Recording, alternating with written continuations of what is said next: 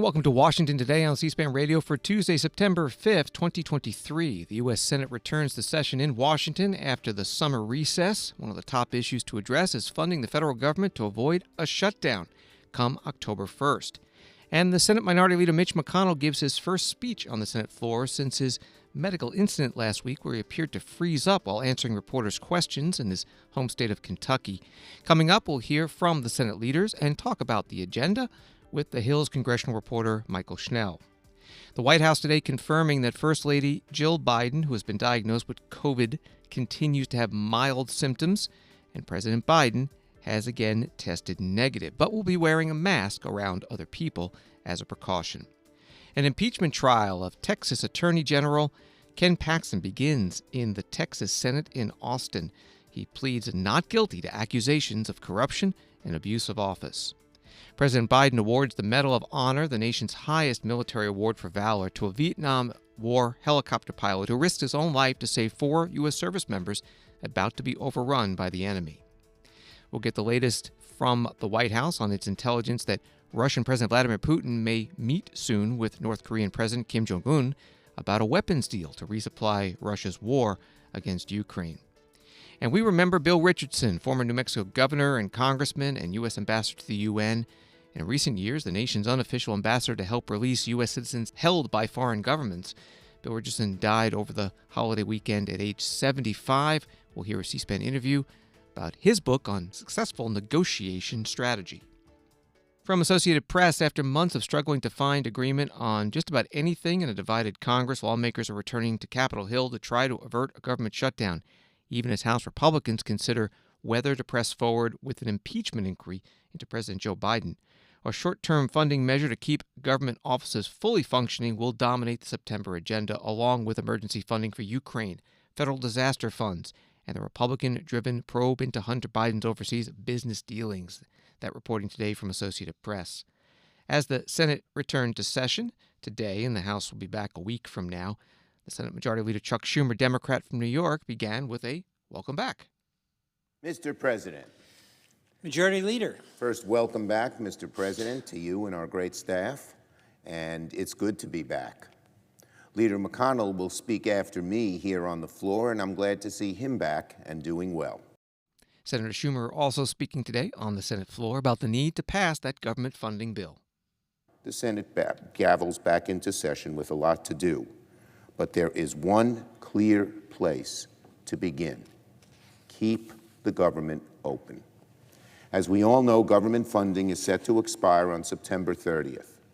By the end of this month, the House and Senate, Democrats and Republicans, all must get on the same page about keeping the government open and avoiding a pointless shutdown, a shutdown that will hurt just about every single American, a shutdown that, of course, shouldn't happen. To accomplish that, the answer is very simple. All sides must work together in good faith without engaging in extremist or all-or-nothing tactics. Look no further than the example we've set here in a bipartisan way in the Senate. Democrats working with Republicans on a bipartisan basis. Chairs, Democratic chairs, engaging fruitfully with Republican vice chairs and ranking members. All 12 appropriation bills have been reported out of committee with bipartisan support, some of them unanimously. Both sides avoided dragging the process down with unseemly tactics. It sets a very good template for how things should work in Congress. I want to thank all my colleagues, but especially Appropriations Chair Patty Murray and Vice Chair Susan Collins, for their tremendous work thus far on the appropriations process. They truly deserve a lot of credit. When the House returns next week, I hope House Republicans, I implore House Republicans, to recognize that time is short to keep the government open and that the only way we will finish the appropriations process is through bipartisanship. The idea of both parties working together, not one party, particularly a party governed by an extreme 30 or 40 members, filling out a wish list that they know can't pass. Can't do that. The Senate Majority Leader Chuck Schumer on the Senate floor. The U.S. Capitol Physician has put out a new statement on the health of the Senate Minority Leader Mitch McConnell, Republican from Kentucky, who last week appeared to freeze at a microphone while taking reporters' questions in Kentucky. It was the second time this has happened. The other time was earlier in the summer in Washington. Capitol Physician has said that it is linked to Senator McConnell's recovery from a concussion earlier this year. This new statement reads, "Dear Sir, my examination of you following your August 30th, 2023 brief episode included several medical evaluations, brain MRI imaging, EEG study, and consultations with several neurologists for a comprehensive neurology assessment. There is no evidence that you have a seizure disorder or that you experienced a stroke, TIA, or movement disorder such as Parkinson's disease. There are no changes recommended in treatment protocols as you continue recovery from your March 2023 fall. Very truly yours, Dr. Brian P. Monahan." Senator McConnell made reference to this today on the Senate floor. Well, Mr. President, I'm glad to welcome our colleagues back from the August work period. Spending time back in our states with the folks we represent isn't just part of our job. More than anything else, it's what allows us to be effective here in Washington.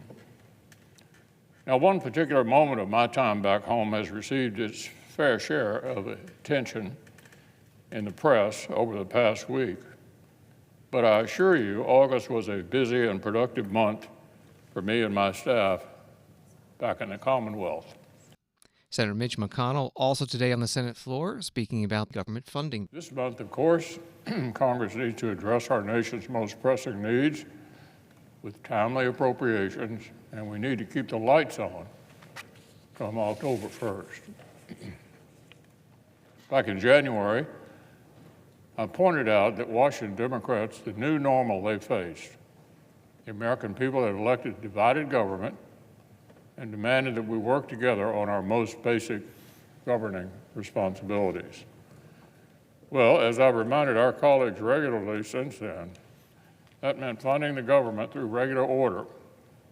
It's been encouraging to see Senator Collins, Senator Murray, and our colleagues on the Appropriations Committee make serious headway in that direction.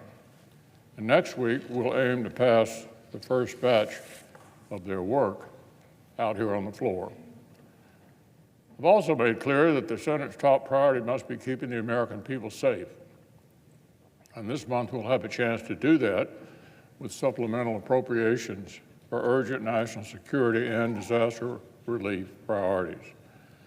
We need to continue to invest in America's defense industrial base, both to support our partners in today's fight and to help our forces deter tomorrow's threats. And as our colleagues from Florida and Hawaii know all too well, emergency personnel are working overtime to help communities shattered by natural disasters over the summer. So the Senate reconvenes with our work cut out for us and a deadline fast approaching. I hope each of our colleagues has returned ready to do their part. With more on the Senate's return from the summer recess, we're joined on the phone by Mychael Schnell, congressional reporter with The Hill. Welcome back to Washington today.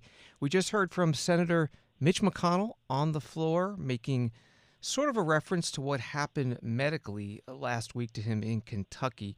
How did he sound? Yeah, look, this was a typical appearance for Mitch McConnell on the Senate floor. Leader Schumer first gave remarks, followed by Leader McConnell. And as you mentioned, he alluded to that freeze-up that happened just last week when he was back in Kentucky. He said, quote, "One particular moment of my time back home has received its fair share of attention from the press, but I assure you August was a busy month for me and my staff." And look, this came shortly after, these remarks came shortly after McConnell's office put out another letter from the attending Capitol physician that ruled out potential Parkinson's, ruled out a seizure issues for Mitch McConnell. So that also came, of course, after the attending physician had cleared Mitch McConnell for work. So yeah, this is the first time we're seeing him since that freeze up. He won't have his weekly press avail today. That'll be later in the week. Well, he will face reporters. But nonetheless, a lot of attention focused on Mitch McConnell, and we just got his first appearance in the Capitol. And as the senators return, the number one issue on their plate is government funding. Where is that? Yeah. I mean, look, we are very behind in the appropriations process right now. In an ideal world, we would have been passing all 12 appropriations bills right now, the House and the Senate, to get that all wrapped up by September 30th. But both chambers are wildly behind. So right now it looks like it's going to be a continuing resolution. Lawmakers in both parties, both chambers, have recognized that a continuing resolution is going to be needed to keep the government open beyond September 30th. But the path there is riddled with complications, right? We have House conservatives, particularly, who are pushing for steeper spending cuts. But on the part of a CR, they're pushing for policy provisions to be included in any stopgap bill, policy provisions that have to do with the situation at the southern border, weaponization, so-called weaponization at the DOJ, and then policies at the Pentagon. Those policy provisions are going to be, they're not going to fly with Democrats in the House, and they're going to be dead on arrival in the Democratic-controlled Senate. So the question right now for congressional leaders is how can they get a continuing resolution across the finish line in both the House and the Senate, and one that is palatable for President Biden to sign. The current answer to that question is unknown, but look, the Senate returned to session this week, the House next week. They have less than 4 weeks to figure something out. The Senate Majority Leader Chuck Schumer pointed to bipartisanship in the Senate when it came to the appropriations process this year and said that could be a model for the House. Has the Senate been moving forward in a bipartisan way on the funding bills? Yeah, they actually have. So to back it up a bit, in the debt limit deal that Speaker McCarthy and President Biden hatched back earlier in the summer, there were spending caps included in that deal that would be laid out for the next fiscal year. So fast forward a little bit, the Senate has gone ahead and marked up its appropriations bills and actually advanced them all, marked them up in committee and advanced them all out of committee in line with those spending caps, and they all passed on a bipartisan basis, advanced on a bipartisan basis out of committee. They still need to face the entire floor for a vote. But on the other side of the Capitol in the House, in an effort to appease conservative demands of steeper spending cuts, committees have marked up appropriations bills at spending levels far lower than those caps that were agreed to in the debt limit bill, which is why we're seeing a more partisan process right now in the House. So yes, Schumer is correct when he says that it has been bipartisan in the Senate. As a matter of fact, all 12 bills have been advanced out of committee, all of them on a wildly bipartisan basis. That, of course, has not been the case in the House. And then when you look ahead to, how does this entire appropriations process get wrapped up if there's a continuing resolution by the time of that kick down the can deadline? A big question is how are you going to reconcile these Senate bills with the House bills when they're being marked up at wildly different levels? That is another headache and another complication that congressional leaders have on their hands. We're talking with Mychael Schnell, a reporter with The Hill. Government funding, obviously the number one issue, but there are other items on the agenda for September and the rest of this congressional session. What have you been following? Well, one of the agenda items that appears to be increasing in importance among Republicans in the House is a potential impeachment inquiry into President Biden. Just last month, Speaker McCarthy said that the House could launch an impeachment inquiry into Biden as soon as when the House reconvenes in September. Of course, that happens next week. They'll reconvene.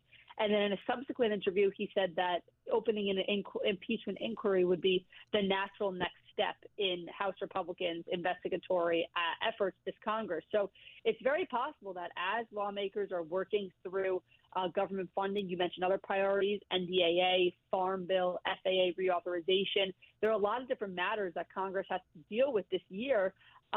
They could also be grappling with whether or not to open an impeachment inquiry. And now, a quick note, constitutionally speaking, the House doesn't actually have to hold a formal vote to open an impeachment inquiry. But Speaker McCarthy came out last week and said that if the House does go down that path, that it will be holding a formal vote. That can open up even more complications for Kevin McCarthy because some moderates just aren't ready to take that step. I spoke to moderate Republican lawmaker Don Bacon last month. He's a Republican from Nebraska, and the district he represents is one that President Biden won back in 2020. He said he doesn't think it's time to open up an impeachment inquiry because, A, he does not see evidence of a high crime or misdemeanor committed on the part of the president. And B, we've seen all these GOP investigations into the Biden business dealings into Hunter Biden. Don Bacon said he doesn't actually see a link between those probes and President Biden. So if Speaker McCarthy wants to go down the path of opening an impeachment inquiry and holding a formal vote to do so, he's going to have an intense whip operation beforehand to make sure he has the votes to actually do that. Mychael Schnell is congressional reporter for The Hill. Her story is at thehill.com and on X, formerly Twitter, at Mychael Schnell. Thank you so much. Thanks for having me. On Wall Street today, the Dow down 195, NASDAQ down 10, S&P down 18. First Lady Jill Biden's communication director, Elizabeth Alexander, announced Monday night that the First Lady had tested positive for COVID-19 and was experiencing, quote, only mild symptoms and would stay at the Biden's beach house in Delaware. President Biden is back at the White House, which says that he has tested negative. Both the President and First Lady are in the high-risk category when it comes to COVID of being over 65 years old. The latest today from the White House Press Secretary, Karine Jean-Pierre, at her briefing. An update on the President and the First Lady since she tested positive for COVID-19 last night. I can tell you that the First Lady is experiencing mild symptoms and will remain in Delaware for the week. President Biden tested negative last night for COVID-19 and tested negative again today. He's not experiencing any symptoms. As far as the steps he is taking, since the president was with the First Lady yesterday, he will be masking while indoors and around people in alignment with CDC guidance. And as has been the practice in the past, the president will remove his mask when sufficiently distanced from others indoors and while outside as well. The CDC guidelines recommend a combination of masking, testing, and monitoring for symptoms. The president is doing all of that in close consultation with his physician. There are currently no updates to the White House COVID-19 protocols. We continue to work closely with public health and medical professionals to monitor the virus. We're in our strongest position yet to fight COVID-19, and the virus is responsible for majority of fall and winter hospitalizations. As we head into the fall, we have more tools and systems available today to help communities this fall and winter season, including safe updated vaccines that will be available mid-September, widely available at-home COVID test, widely available effective treatments which can reduce the risk of severe illness, hospitalizations, and death.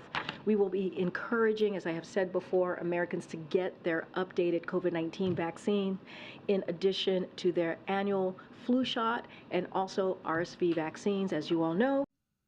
Karine Jean-Pierre, the White House press secretary, speaking to reporters in the White House briefing room. A story from CNN. U.S. Centers for Disease Control and Prevention data from earlier in the summer showed a slight increase in hospital admissions, emergency department visits, and positive COVID-19 tests, although not nearly as high as in past summers.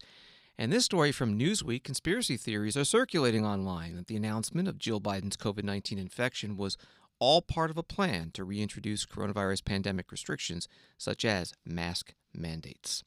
This is Washington Today. The impeachment trial of Texas Attorney General Ken Paxton began today. He's accused of corruption and abuse of office. Texas senators, sitting as the jury, voted today 24-6 not to dismiss the articles of impeachment, with 12 Republicans joining all 12 Democrats in that chamber to move forward with the trial. Then Lieutenant Governor Dan Patrick, presiding, read a statement about how the trial would proceed. Then the impeachment articles were read, and Attorney General Paxton pleaded not guilty to all the articles. And then there were opening statements by the lawyers, or the impeachment managers in this case. We'll hear some of that in just a few minutes, but first some background on this impeachment. C-SPAN spoke with Ryan Ottullo, political reporter with the Austin American-Statesman. We can go back 3 years where 8 aides in Attorney General Ken Paxton's office made a complaint to the FBI about his relationship with an Austin developer named Nate Paul.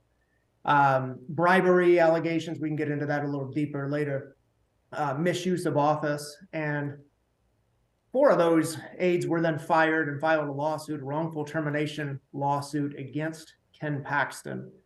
And fast forward to this year, Ken Paxton wanted the Texas legislature to fund a settlement for that lawsuit, and they said, no way. And in fact, they launched a very secretive impeachment investigation.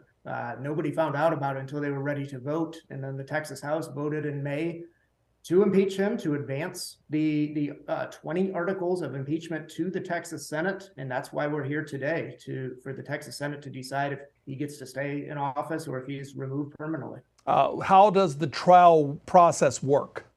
Well, it's, there's not too many of these in Texas history. This is only the third. So it's going to be really interesting to see, one, how long it lasts. I think it could end up a month. But ultimately, the Senate is the jurors, and there's 31 senators. Only 30 of them will get to participate as jurors because one of them happens to be Ken Paxton's wife, and she is excluded, barred from participating as a juror. And if 2/3 of the Senate votes to remove him from office, he is done. And 2/3 is 21 of those 30 jurors. But it's going to take a lot of Republican support for that to happen. And Paxton, of course, is a Republican who's associated with Donald Trump, who is a star of the far-right conservative wing of the Republican Party. So that's a pretty high bar for to clear for the Senate to remove him from office. And so as the trial starts, how has the Attorney General responded to the charges? Well, he says this is a political witch hunt, that it's a combination of Democrats and rhinos, Republicans in name only, that are trying to kick him out of office. And he says, look, all of these allegations that he is being tried on starting today have been out there for sometimes up to 3 years plus. And voters don't care. They still continue to vote him for re-election. He was re-elected last year, despite a spirited push by the Republican Party to get him out of office, including a candidate by the name of George P. Bush, nephew of former president. And so you got that's his angle, but he's really at this point not fighting many of these charges on the merits. He's just saying political witch hunt, kind of the Donald Trump playbook. They're out to get me, ignore them, they're liars. As far as those who will testify, what are some names to watch? Well, the big one is Nate Paul. He is the Austin developer and one-time Ken Paxton campaign donor who, is tied into this. The allegations are that, Paul has many legal actions against him, criminal and civil. He is right now indicted on mortgage fraud. And the allegations are that Ken Paxton basically turned over the Attorney General's office to assist and provide legal assistance favorable to Nate Paul. And then in exchange, Nate Paul funded a home remodel for Ken Paxton. He hired a woman to his company with whom Ken Paxton was allegedly having an extramarital affair.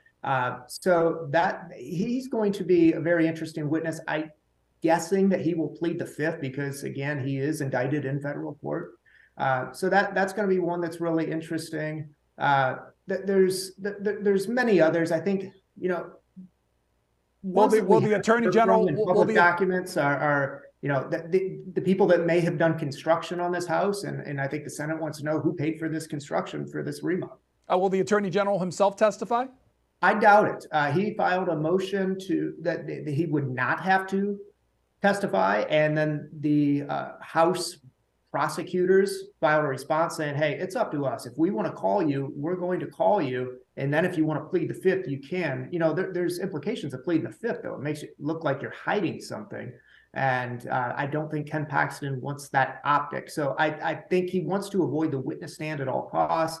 If he does have to go to the witness stand, he's not going to answer anything. Ryan Otullo is political reporter with the Austin American-Statesman, a C-SPAN interview this morning before the impeachment trial day one got underway in the state Senate in Austin, Texas. And at the beginning of the trial, the Texas Lieutenant Governor, Dan Patrick, who presided, ruled that because impeachment is like a criminal trial, he said the Attorney General cannot be compelled to testify. He said to the prosecutors, you may not call the Attorney General as a witness. Prosecutors had tried to argue that because there are no criminal penalties in an impeachment trial, the Fifth Amendment of the Constitution protecting against self-incrimination does not apply. But the lieutenant governor said the fact that Attorney General Paxton is required to plead guilty or not guilty, effectively makes it a criminal case. Both sides also gave opening statements today in the trial. First up was State Representative Andrew Murr, a Republican, the impeachment manager's chair. While impeachment is rare, the drafters of our state constitution recognized that there are times when this extraordinary remedy is needed to protect the state and its citizens from a public office holder who has abused the power of his office by putting self-interest above that of the people of Texas. The drafters concluded that this great deliberative body, the Texas Senate, is best positioned to determine when this remedy is appropriate. Earlier this year, Mr. Paxton came to the legislature seeking $3.3 million in taxpayer money to settle a whistleblower lawsuit. Mr. Paxton would not answer any questions about the underlying claims. He had successfully blocked any discovery in the case for almost 2 years, and he refused to justify the settlement. The House investigated the serious allegations raised by the whistleblowers. The House uncovered egregious misconduct and abuse of office by the Attorney General of the state of Texas and voted overwhelmingly to prefer articles of impeachment to the Senate. This is why we are here. The allegations in the articles reveal that the state's top lawyer engaged in conduct designed to advance the economic interests and legal positions of a friend and donor to the detriment of innocent Texans. Mr. Paxton turned the keys of the Office of Attorney General over to Nate Paul so that Mr. Paul could use the awesome power of the People's Law Firm to punish and harass perceived enemies. I was raised in rural Texas, where a person's honor is more important than money, where integrity matters, by a family deeply affected by political corruption. This is precisely the type of grave official wrong that our Texas Supreme Court has said warrants impeachment. Texas State Representative Andrew Murr, leader of the Texas House Impeachment Managers, his opening statement in the Senate chamber at the impeachment trial of Texas Attorney General Ken Paxton. The lead attorney for Ken Paxton, Tony Busby.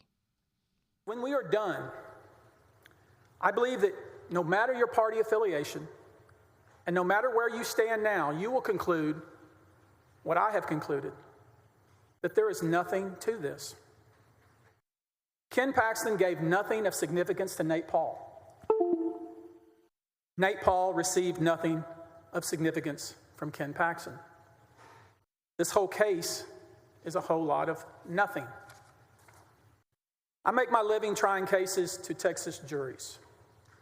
Cases are supposed to be decided only upon the evidence. But I do wonder, are we really going to get a fair trial here? Have you already decided based on what is politically expedient or what's best for you personally? Or is it even possible to get a fair hearing? Especially after this case has been tried in the press, Ken Paxton has been convicted in the press based on ignorance, innuendo, and outright lies. So the question is, will you decide based only on the evidence? Because that's your oath. That's what you swore to do, no matter the consequences. And I urge you to do your duty and do it without fear. They say this is the impeachment of a lifetime. But is it? Because depending on what you do here, maybe it will become commonplace. What happens here will have consequences no matter how it turns out.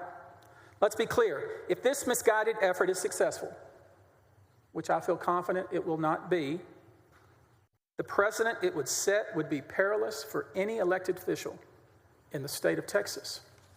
Tony Busby is the lead attorney for Texas Attorney General Ken Paxton at his impeachment trial in the Texas Senate chamber in the capital city, Austin. This was day number 1. Washington Today continues in a moment. When citizens are truly informed, our republic thrives. Get informed, straight from the source, on C-SPAN. Unfiltered, unbiased, word for word. From the nation's capital to wherever you are. Because the opinion that matters the most is your own. This is what democracy looks like. C-SPAN, powered by cable. Welcome back to Washington Today, available as a podcast wherever you find your podcasts and on the C-SPAN Now mobile app. Story from NBC News, North Korean leader Kim Jong-un may travel to Russia for talks with President Vladimir Putin over the possible sale of arms to support Moscow's war in Ukraine, the White House said Monday, as the two U.S. adversaries continue to strengthen ties. The Kremlin said Tuesday that it could not confirm the reports. Spokesman Dmitry Peskov said at a news briefing, "We have nothing to say on this topic." The White House National Security Advisor Jake Sullivan took part in today's White House briefing and was questioned about this. There are obviously reports that Kim Jong-un could be poised to visit Russia. This comes as the White House has recently said arms negotiations between North Korea and Russia were, quote, actively advancing. What is the latest assessment of the state of play between those two countries? Well, actively advancing captures it well. Our current analysis is that discussions between North Korea and Russia with respect to North Korea providing military support to Russia for its war in Ukraine, that those discussions are actively advancing. Most recently, we saw the defense minister of Russia, Sergei Shoigu, make a trip to Pyongyang, in essence, to ask for weapons. And we also have information, as we have indicated publicly, that North Korea's leader, Kim Jong-un, has some expectation that those discussions will continue as we go forward, including leader-level discussions, perhaps even in-person leader-level discussions. Now, I can't get into all the details of what we know, but at the broad parameters, that is what we are seeing. Ongoing discussions and discussions where we have information that the leadership of North Korea sees this as potentially leading to leader-level engagement. And I would just add that we have been discussing publicly the possibility of North Korea supplying weapons to Russia for quite some time. And the reason why that there is such an intense effort on the part of Moscow to generate this kind of support from North Korea is that we have continued to squeeze Russia's defense industrial base, and they are now going about looking to whatever source they can find for things like artillery ammunition. That's what we see going on now, and we will continue to call it out, and we will continue to call on North Korea to abide by its public commitments not to supply weapons to Russia that will end up killing Ukrainians. And any indication they're listening to those very public warnings that you've mentioned? Over time, we have not seen them actively supply large amounts of munitions or other military capacity to Russia for the war in Ukraine. I cannot predict to you what will happen at the end of this. I can only say that the discussions have been actively advancing, and the Russians have imbued them with an increased intensity, as reflected in the fact that their defense minister, their number one guy in their defense establishment, actually got on a plane and flew to Pyongyang to try to push this forward. The White House National Security Advisor Jake Sullivan at today's White House news conference. Over at the Pentagon, the Press Secretary Pat Ryder was asked about a Wall Street Journal report that Chinese nationals, some posing as tourists, were able to access U.S. military bases and other sensitive areas about 100 times in recent years. Incidents including swimming or scuba diving near these sites to take photos, or in one case, pushing past guards claiming to have reservations at a hotel on the military base. The Wall Street Journal says last year the Defense Department, FBI, and other agencies held a review to try to reduce these incidents. What U.S. officials told the paper were potential forms of espionage. Here is the Pentagon Press Secretary, Pat Ryder. The Wall Street Journal is reporting today that Chinese nationals posing as tourists have accessed U.S. military bases. That's according to U.S. officials. Can you confirm that at all and talk a little bit about have any of these led to arrest? Yeah. So a few things, Carla. So I'll just say up front that the security of our installations remains a top priority, and that physical security standards for our bases takes into account a wide variety of potential threats, to include attempted spying by our adversaries. For security reasons, I'm not going to comment on specific incidents. I'm not going to talk about protocol changes that we may make at our gates, nor am I going to talk about specific individual partner contributions. But I will say that we as always, work with local, state, and federal law enforcement officials. We work with the intelligence community and our foreign partners to protect our bases at both home and abroad. In terms of additional background, I can tell you that the department has conducted several base security reviews since 2018, some of which included support by our interagency partners, and a recent review focused on the physical security conditions of our gates, among other aspects of base security. And the results of those reviews have and will continue to inform changes to protective measures at our bases. To answer your question in terms of the kinds of things we've seen, I would note that every day DoD conducts more than 10,000 controlled turnarounds of individuals who arrive at one of our 1,400 gates around the world. These individuals are people who are not authorized access and depart the installations without having gained unauthorized access. A very small number of these controlled turnarounds warrant additional checks, and even a smaller number warrant investigation. I would say that these incidents are generally low level, and so far none of them indicate espionage. A smaller number of incidents occur in which an individual is able to obtain unauthorized installation access, often by speeding through security checkpoints. These individuals are often cited criminally, barred from future installation access, and escorted off base. And as with controlled turnarounds, a very small number warrant investigation. Just one quick follow. When you say attempted spying, does this include from China? Because I didn't hear you mention China. Yeah, and I'm not going to get into specific incidents. Thank you. The Pentagon Press Secretary Pat Ryder, he's also an Air Force Brigadier General, at the Pentagon News Conference today. President Biden announcing today his intent to nominate Jack Lew to be the next U.S. ambassador to Israel to replace Thomas Nides, who left in July. The Al Monitor news site writes that Jack Lew, a 68-year-old Orthodox Jew, served as former President Barack Obama's chief of staff before he was tapped to lead the Treasury Department in 2013. He's currently a managing partner of New York private equity firm Lindsay Goldberg, LLC, and a visiting professor of international and public affairs at Columbia University.